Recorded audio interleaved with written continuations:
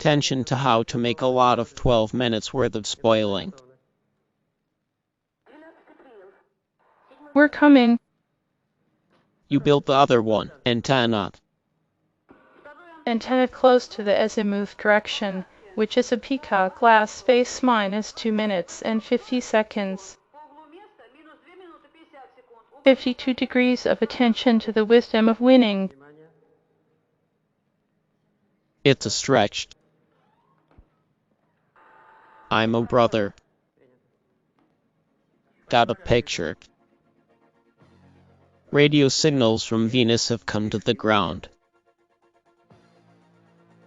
The Soviet automatic stations Venus 15 and Venus Christ in October the 1983rd year, for the first time in history, transmitted an image of the northern polar region of the planet, which is still known. Nothing was known.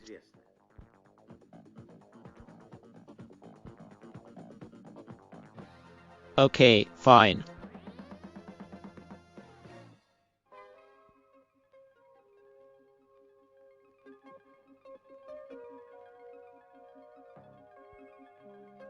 For more than 20 years, the Soviet automatic stations will start one by one to the fire-breathing planet. And not only does each of them continue the work of their predecessors, but they also take into account the best technical solutions. For the expedition, the 1983rd year was based on a space-tested design.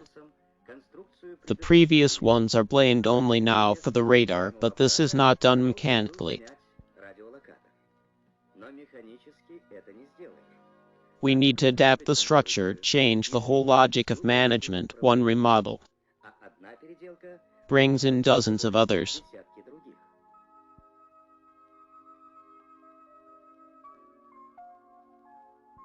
The radar for interplanetary stations was created for the first time. It embodies the peak achievements of radio electronics and computer technology and modern technology. At all stages of the project, special attention was paid to it.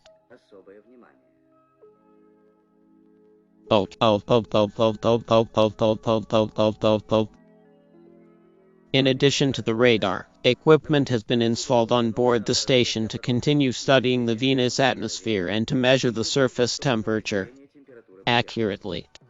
This may have given an answer to the question of whether there are active volcanoes on Venus. The mysterious world of the planet is still. The grounders only saw the 4 landing points of the previous wine. The photometer in the eyes of the Earth's messengers were able to look around only tens of meters. It provided very valuable information, but only 4 areas.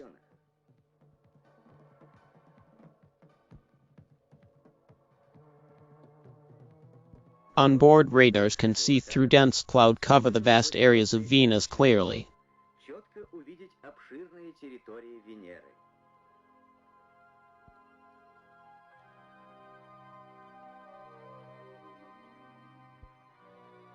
The caravels of Columbus and Magellan were erasing the white spots on our land, opening up new islands and continents. The present caravel, on its way to other planets, has the same function, but the ocean is more dangerous.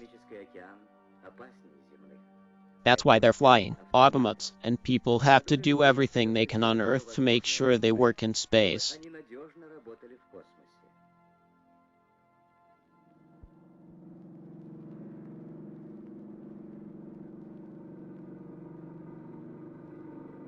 Each instrument, every block, and the entire station have been subjected to many severe tests.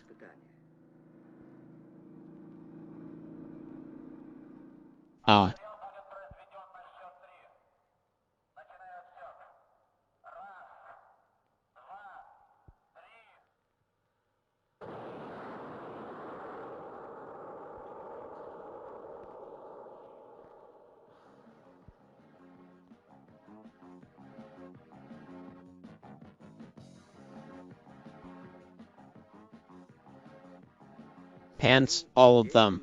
The exam's on the move now. Venus. It took place as planned on October 10th. the 1983rd year of Venus 15 orbited the planet's satellite on October 14. It was joined by Venus 16.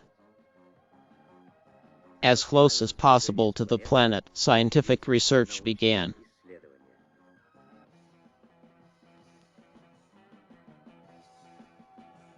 Information from Venus is received on Earth by the Center of Long-Range Space Communications and the Subspace Tracking Station of Bear Lake.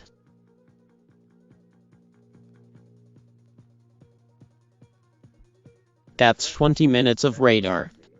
Each satellite views the leash of Venus Reynolds surface 150 miles 90 km long. A dense cloud cover that hides Venus from Earth's telescopes. Infestation for onboard radar. With such strikes, experts have already searched the territory, which is several times the size of our country. The fantastic notions of the world of Venus give way to accurate knowledge.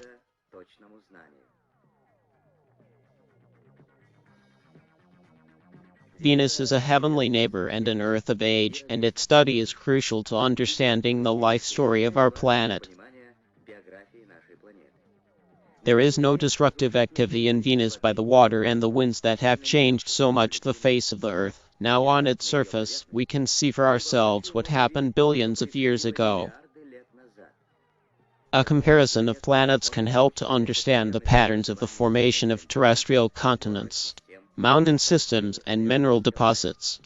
So the work of Venus's satellite is like a journey to the past on a time machine.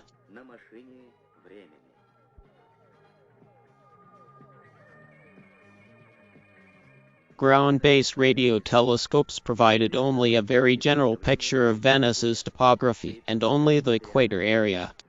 Venus 15 and Venus 16 onboard locators make it possible to distinguish the details of a surface size of 1–2 km and draw maps dozens of times. More precisely, the existing comparative plantology has received a wealth of analysis.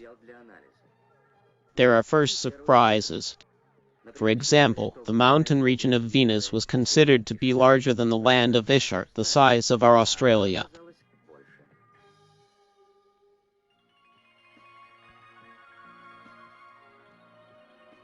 The scientists and the creators of the station, pretty reliable on-board equipment, the results continue to be processed, the answers to many questions received, but new ones have emerged.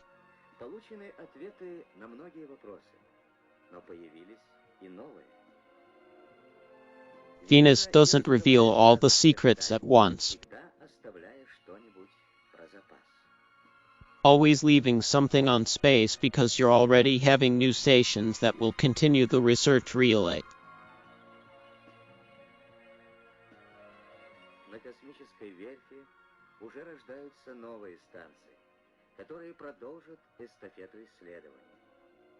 And once again, the Earth antennas will be receiving a story from a distant distance.